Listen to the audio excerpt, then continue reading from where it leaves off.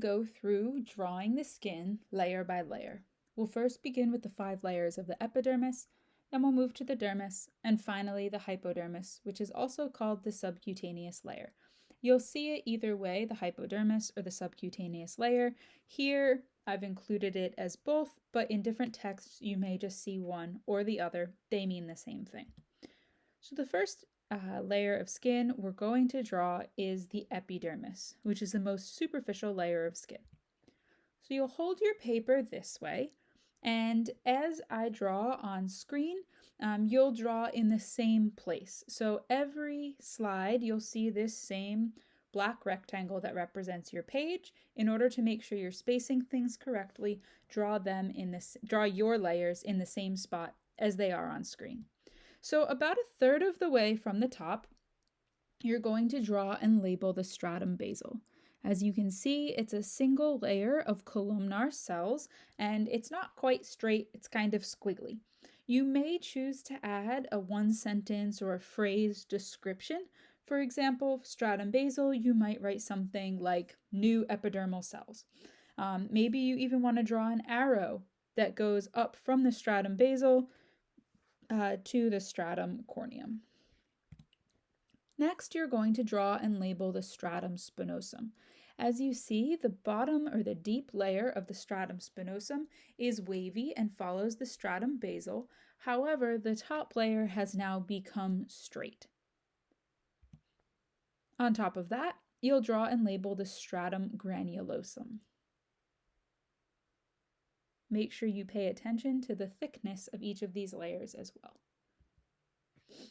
Next, you'll draw and label the stratum lucidum. Remember, stratum lucidum is only present in thick skin, so you might want to make a note of that on your diagram.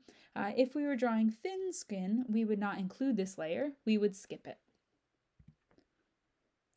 Finally, you're going to draw and label the stratum corneum. This is the outermost or most superficial layer of the epidermis, and you can see its thickness is pretty good compared to the rest of them. It's one of the thicker layers, as is the stratum spinosum.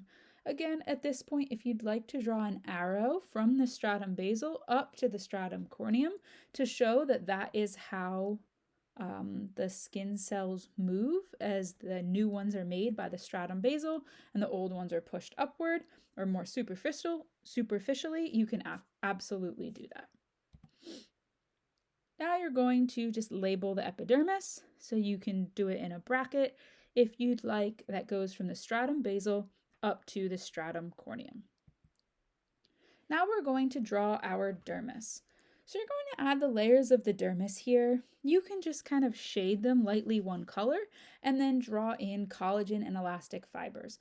There really isn't a clear border between the papillary and the reticular layers of the dermis, so you're just going to get more and more dense with your fibers as you move deeper. Once you've drawn this layer, you can go ahead and label that as well. So you can label the dermis with a bracket on the left-hand side. The papillary layer is the more superficial layer that has fibers more sparsely distributed, and then the reticular layer is deeper with more dense collagen and elastic fibers. Finally, we're going to draw the hypodermis. You can draw it just as those yellow blobs of fat on the hypodermis, on the very, very bottom of your page underneath the dermis. So this is deep underneath the epidermis and the dermis, and you can go ahead and label that. You can label it on the left-hand side as well, like we did for epidermis and dermis, or you can just label it on the right-hand side.